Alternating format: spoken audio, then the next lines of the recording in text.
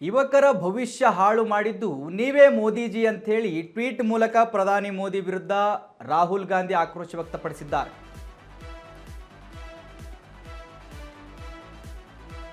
ಯುವಕರ ಭವಿಷ್ಯ ಹಾಳು ಮಾಡಿದ್ದು ನೀವೇ ಮೋದಿಜಿ ಹಾಗಂಥೇಳಿ ಟ್ವೀಟ್ ಮೂಲಕ ಪ್ರಧಾನಿ ಮೋದಿಗೆ ರಾಹುಲ್ ಗಾಂಧಿ ಅವರು ಆಕ್ರೋಶವನ್ನು ವ್ಯಕ್ತಪಡಿಸಿದ್ದಾರೆ. ಶಿಕ್ಷಣ ವ್ಯವಸ್ಥೆ ಹಾಳಾಗಲು ನೀವೇ ಅವಕಾಶ ನೀಡಿದ್ದೀರಿ, ಇದಕ್ಕೆ ಕಾರಣವಾದವರನ್ನು ನೀವು ರಕ್ಷಿಸಿದ್ದೀರಿ ಅಂತ ಹೇಳಿ ಕಿಡಿಯನ್ನು ಕಾರ್ತಾ ಇದ್ದಾರೆ. ವಿದ್ಯಾರ್ಥಿಗಳ ಮೇಲೆ ಕಾಳಜಿ ಇದ್ದರೆ ರಾಜೀನಾಮೆ ಪಡೀರಿ, ಧರ್ಮೇಂದ್ರ ಪ್ರಧಾನ್ ಅವರದು. ಮೋದಿ ಟ್ವೀಟ್ಗೆ ತಿರುಗೇಟು ಕೊಟ್ಟು ರಾಹುಲ್ ಗಾಂಧಿ ಕೂಡ ಟ್ವೀಟ್ ಮಾಡಿದ್ದಾರೆ. ಯುವಕರ ಭವಿಷ್ಯ ಹಾಳು ಮಾಡಿದ್ದೀರಿ, ಯುವಕರ ಮೇಲೆ ಅಷ್ಟೊಂದು ಪ್ರೀತಿ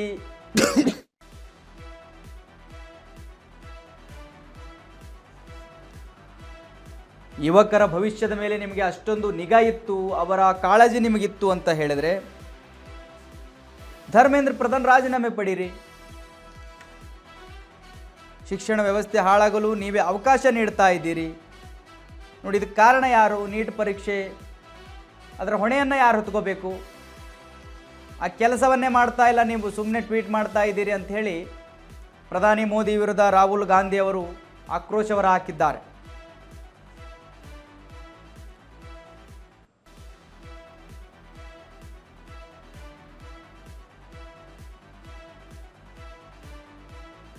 ವೀಕ್ಷಕರೇ, ರಾಹುಲ್ ಗಾಂಧಿ ಅವರು ಆಕ್ರೋಶವನ್ನು ಹೊರಹಾಕಿದ್ದಾರೆ. ಮೋದಿ ಟ್ವೀಟ್ ಮಾಡಿದ್ರು, ವಿದ್ಯಾರ್ಥಿಗಳ ಭವಿಷ್ಯ ಬಹಳ ಮುಖ್ಯ,